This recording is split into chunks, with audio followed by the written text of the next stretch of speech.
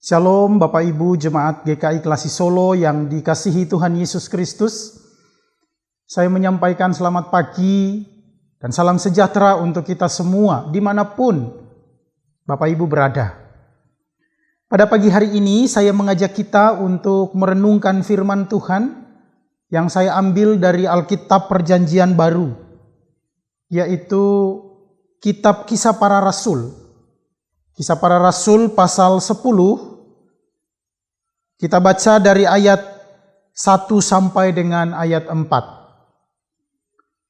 Namun sebelum firman Tuhan ini kita baca dan renungkan, mari kita berdoa memohon bimbingan Roh Kudus. Mari kita berdoa. Bapa kami yang ada di sorga, kami sungguh bersyukur atas anugerah-Mu yang memperkenankan kami untuk boleh bangun pada pagi hari ini dengan selamat. Engkau menganugerahkan kepada kami tubuh yang sehat untuk menjalani semua aktivitas kami hari ini. Namun kami sadar sungguh bahwa kami lemah. Karena itu kami mohon penyertaan Tuhan di dalam hidup kami. Dan saat ini kami hendak membaca dan merenungkan firman Tuhan, karena kami percaya bahwa firman Tuhan inilah yang menjadi kekuatan kami. Karena itu berfirmanlah ya Allah, di dalam nama Tuhan Yesus kami berdoa. Amin. Kisah Para Rasul pasal 10 ayat 1 sampai dengan ayat 4. Firman Tuhan berbunyi, di Kaisarea ada seorang yang bernama Kornelius. Seorang perwira pasukan yang disebut pasukan Italia. Ia saleh. Ia serta seisi rumahnya takut akan Allah, dan ia memberi banyak sedekah kepada umat Yahudi dan senantiasa berdoa kepada Allah. Dalam suatu penglihatan, kira-kira jam 3 petang, jelas tampak kepadanya seorang malaikat Allah masuk ke rumahnya dan berkata kepadanya, "Kornelius." Ia menatap malaikat itu dan dengan takut ia berkata, "Ada apa Tuhan?" Jawab malaikat itu, "Semua doamu dan sedekahmu telah naik ke hadirat Allah, dan Allah mengingat engkau." Demikianlah firman Tuhan. Terpujilah Yesus Kristus. Haleluya. Bapak Ibu Jemaat GKI Klasi Solo yang dikasihi Tuhan Yesus Kristus, tema renungan kita pada hari ini adalah Allah menghampiri umatnya. Mungkin kita berpikir bahwa dalam situasi dan kondisi seperti ini, banyak orang yang mengalami problem ekonomi, banyak orang yang mengalami masalah di dalam keluarga. Bagaimana mungkin Allah dapat menghampiri umatnya? Atau mungkin kita sedang menghadapi sakit penyakit yang berkepanjangan di dalam kehidupan kita.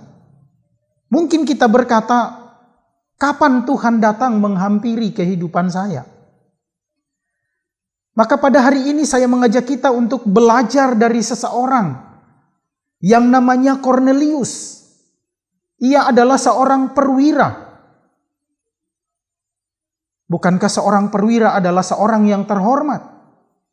Bukankah seorang perwira adalah seorang yang sibuk, bahkan sangat sibuk dalam kesehariannya?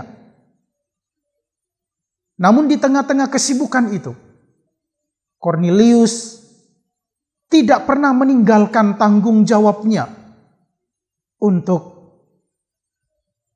berdoa kepada Tuhan dan melayani sesama. Karena itu di dalam bacaan yang kita dengar tadi, ada 3 hal yang ingin saya sampaikan kepada kita. Mari kita belajar dari Kornelius. Walaupun dia ada seorang Roma, bagi orang Yahudi sangat najis kalau kita berkumpul bersama orang-orang yang tidak seiman. Namun bagi Kornelius, Dia tidak peduli dengan itu.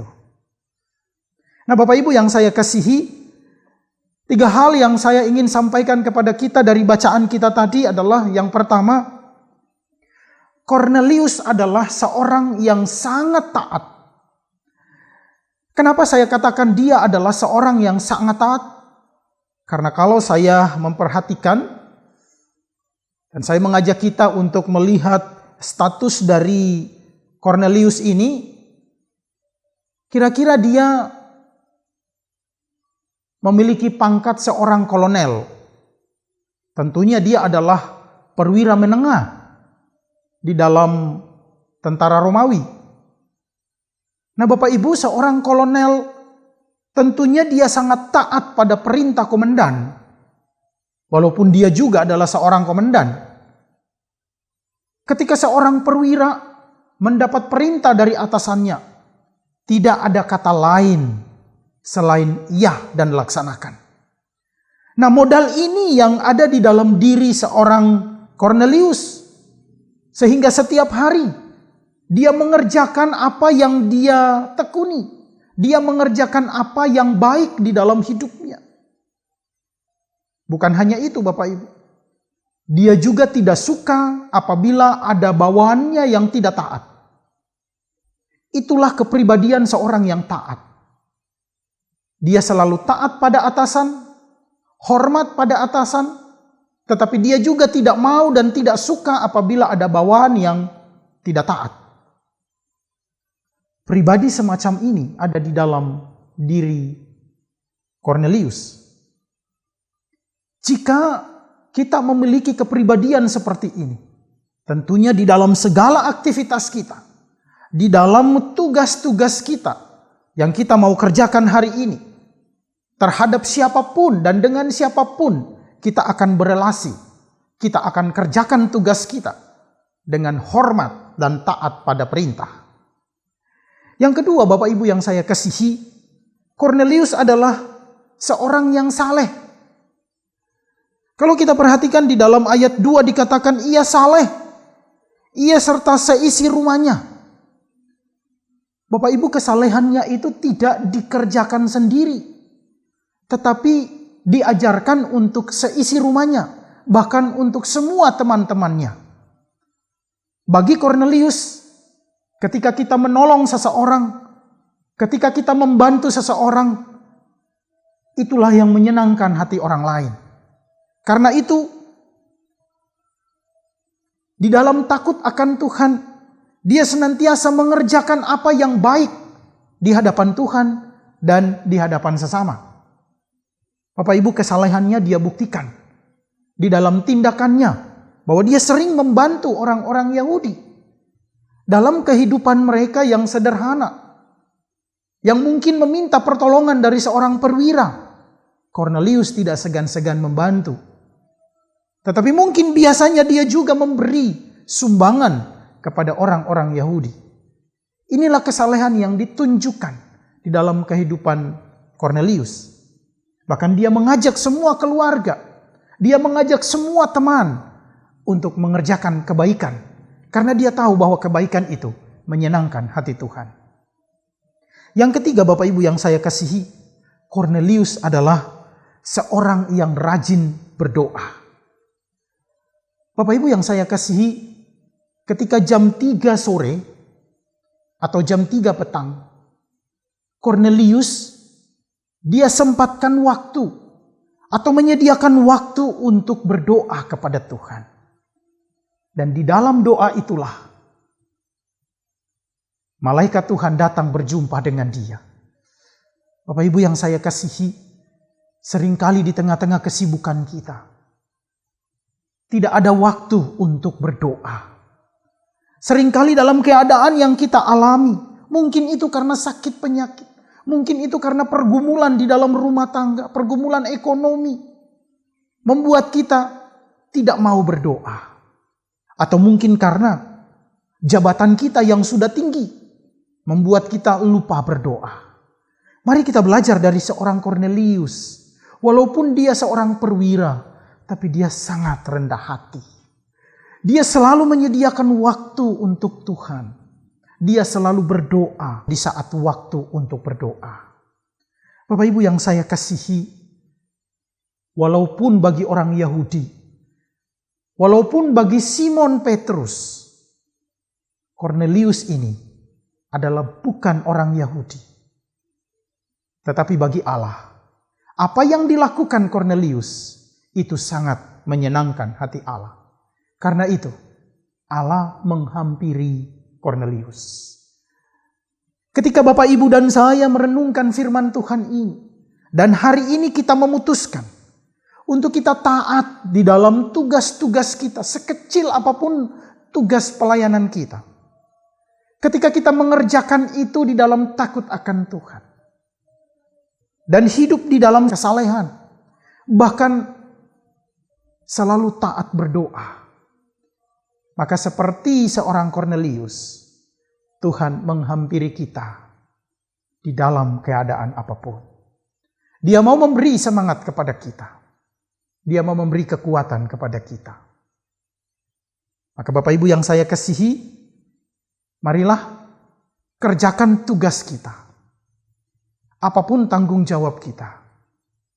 Percayalah bahwa melalui firman Tuhan ini, Tuhan mau menghampiri kita dan memberkati kita. Amin. Mari kita satu di dalam doa. Bapa kami yang ada di surga, kami sungguh bersyukur atas anugerah-Mu yang kami peroleh. Hari baru yang Tuhan berikan kepada kami. Di dalamnya kami akan mengerjakan semua kehendak Tuhan. Biarlah apa yang kami rencanakan pada hari ini, kami boleh kerjakan semuanya itu di dalam takut akan Tuhan. Ya Allah, berkatilah jemaat Tuhan di GKI Klasi Solo, dimanapun kami berada. Tuhan lawat kami. Yang sakit Tuhan sembuhkan. Yang lemah Tuhan kuatkan. Yang berusaha pertolongan Tuhan tolong. Kiranya hari ini kami senantiasa memiliki hidup yang berkenan kepada Tuhan. Kami percaya ya Allah, Engkau menghampiri kami di dalam doa kami. Di dalam seluruh aktivitas kami. Di dalam pelayanan kami. Terima kasih ya Allah, kami mau menyerahkan hidup kami sepenuhnya ke dalam tangan pengasihan-Mu. Kami menyerahkan GKI Klasi Solo di dalam tangan pengasihan-Mu.